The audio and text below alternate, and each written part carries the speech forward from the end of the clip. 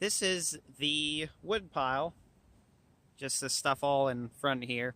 That's all left over from the storm damage, and I figured today I would cut up these logs into manageable pieces. Some of them are already in firewood lengths, and I figured we'll just cut up some of these long ones, and then at a later point I will split this and finish stacking it in this bin, and I will start stacking it in this one.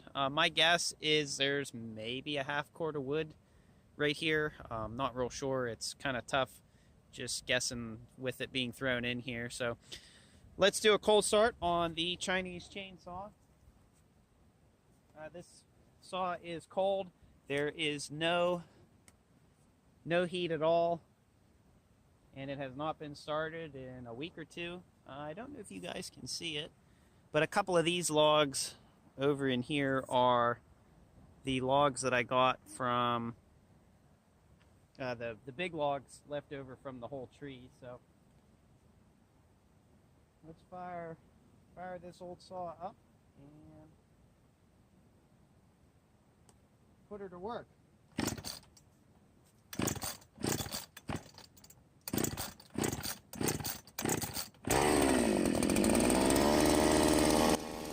These trees came from pretty much just on the other side of the property, so they did not travel far at all. And these trees have been dead for, oh boy, probably maybe 5 years, something like that. It's pretty much just a dead standing tree. There were still branches and stuff on it, but the trees were definitely dead. These were Colorado blue spruce, and some sort of blight or something came through here and just about killed every one of the trees. Many years ago, the owners that owned the property that these trees came from, they actually planted this, and here we are cutting them down. So, just to tell you guys a little bit about that. But anyways, what I'm doing here is just cutting them up for firewood, and the day that these trees came down, or the day of that they came down, it was I don't know, 10 o'clock or something when these trees fell over. We had a cold front came through, I think, or a warm front, probably a warm front, and there were winds upwards of approaching 80 miles an hour that were blowing through here, 70 to 80 miles an hour. So it was really windy. Some of the time I went outside for something and I could barely stand up outside. It was so windy. It was unbelievable. You were just like a big sail in the wind. So the day after that these trees came down, I started a new job, and I was not able to help with cleaning up these trees. I would have.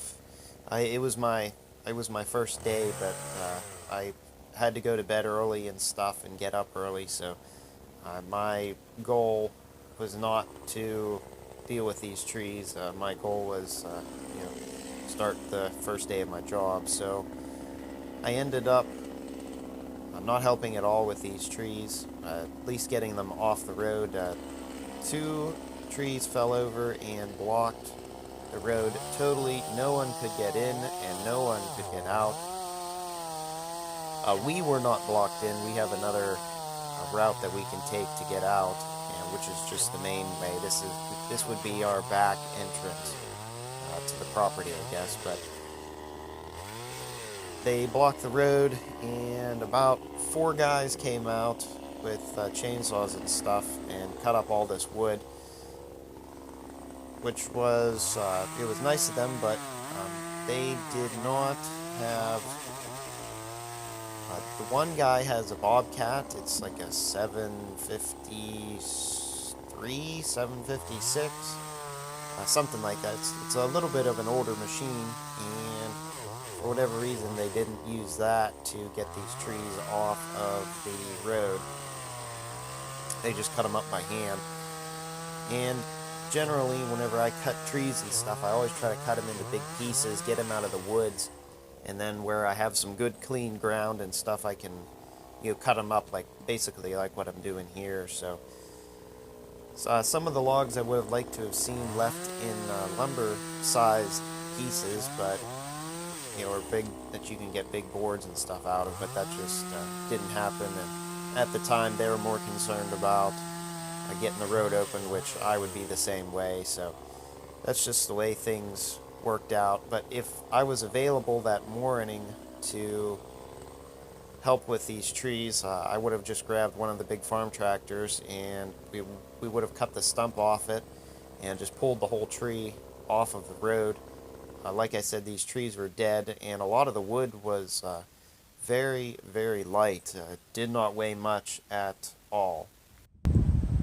So the Chinese chainsaw is sprung a leak. So we had to break out the TIMBERPRO here. What happened on the Chinese chainsaw, oh Jesus, is one of these tabs on the bar and chain coil caps is broken off on me. This is the second time that's happened to me, and I have some new ones ordered on the internet, and I forgot that the saw was leaking, so I just decided to give up on that one. And those of you that have seen my channel before, you know I have just a few chainsaws. So I just decided to bring out the big guns. This is the 62cc professional TIMBERPRO, and I don't know, this one hasn't been ran in a while. I just freshly sharpened the chain. I hit a screw and I nicked up only one side of all the teeth on the saw, so I got that hopefully all straightened out. It's really tough hitting something like that with your saw. It's just not hitting metal with something like this is just not something you want to do. But again, I guess you guys will get to see a second cold start of this saw. Well, not of this one, but two Chinese saws, I guess, in one video, and you'll get to see me finish cutting up these logs. I don't have that many more. There wasn't that much here to start with. So again, like I said before, this is a cold saw. Nothing's been warmed up. So I'm going to push the decompression valve in, pull the choke out, push the primer bulb in, probably 6 times, turn it to the on position, and this one I might start on the ground.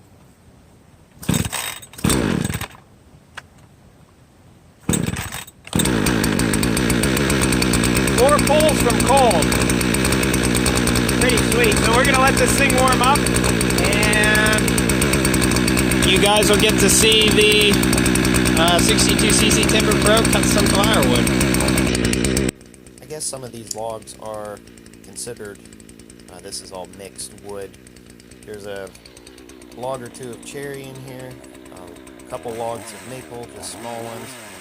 There's also some the spruce, like I said, and there's a mystery wood in here. I have no idea what wood it is, but the big log on the bottom right of the screen is, I don't know what kind of wood it is. It's definitely a hardwood, and it has like a dark center to it, so there were no leaves on the tree whenever they cut this tree down, so I don't know what kind of wood it is. Some of this wood is also left over from the power company. they had trimmed underneath power lines all around here. So, like I said, I have wood everywhere, and I'm hoping in the future at some point I'll be able to buy a sawmill, because all those logs just to the right of where I am a lot of them are saw logs, so I'd like to mill them up into lumber, and we could use them for all sorts of other things. Use the wood for other things other than burning and whatnot. So the TIMBERPRO is doing pretty good here. Now that I've got it, the chain sharpened just a little bit beyond where the nicks and stuff were. It's cutting like it usually does. And I've got to say, there is nothing quite like a sharp chain on a saw, and this saw just slicing right through the wood like it's butter or something. I will say spruce is a pretty easy wood to cut through, because I kind of consider it a pine tree. I mean, it reminds me of a pine tree, but I know it's not technically a pine tree, it's a spruce tree. But the wood is pretty easy to cut through, and having 62 cc's in my hands here is plenty powerful saw to cut through these logs. This saw has no problems cutting through this wood whatsoever. I definitely notice a difference in cutting a piece of hardwood, such as like the maple or cherry or that mystery wood, versus cutting a piece of this spruce. The spruce just cuts a lot easier, so that's just the way things go. But yeah, this is quite a log pile, and I kind of like cutting the wood like this. Generally, if they're not real big pieces, what I'll do is just kind of pile them up like they are here, and you kind of cut all the top ones that are long first, and then you kind of pick through the pile, pick up the bottom ones, and then just set those ones on top and kind of turn the pile. And when the wood isn't real heavy, you can kind of get away with doing stuff like that, and it keeps you up at a nice, a comfortable angle to, you're not bent over cutting these logs up, and it also keeps your saw well away from the dirt. So it's kind of a win-win doing stuff like this. Again, with big logs and hardwoods and stuff, you really can't do that. But with spruce and pine and stuff like that, you can get away with it. Now, I will have to get out my log splitter to split all of this. You could split this by hand, and some people are good at splitting logs by hand. I'm okay at it. I would rather just use the log splitter. I have it. Why not use it? And that's just kind of the way I think sometimes. I'd rather just use the splitter, put a motor behind it, and go from there. It just makes things a lot easier, and sometimes it's quicker, sometimes it takes longer, but the majority of the time, when you put a motor behind something, it takes a lot less time to do the project that you're doing versus doing it by hand. And that's just the way things go, I guess. But I'm really happy that I have spare saws. I do not have a second 45cc chainsaw. I've been looking at maybe in the future, maybe buying a Hutzel saw, one of their blue saws, because the TIMBERPRO brand is, I don't want to say they're out of business, but they're not selling saws like they used to. I've heard that they've had like distributor problems, something like that. But one of the main reasons why I chose these TIMBERPRO saws is because you could buy them on eBay and Amazon, and that's pretty much where I do all of my online shopping, pretty much on eBay. To me, eBay is like Google. They're pretty, I don't want to say cut and dry, but they're, just, they tell me everything that I need to know, and that's it. And they're not suggesting a whole bunch of stuff to me, at least in the app. I find the Amazon app and stuff a lot more difficult to use, and there's a whole bunch of stuff that I don't need to know, and it's just a lot of unnecessary things that are in the way. But now that these saws are not on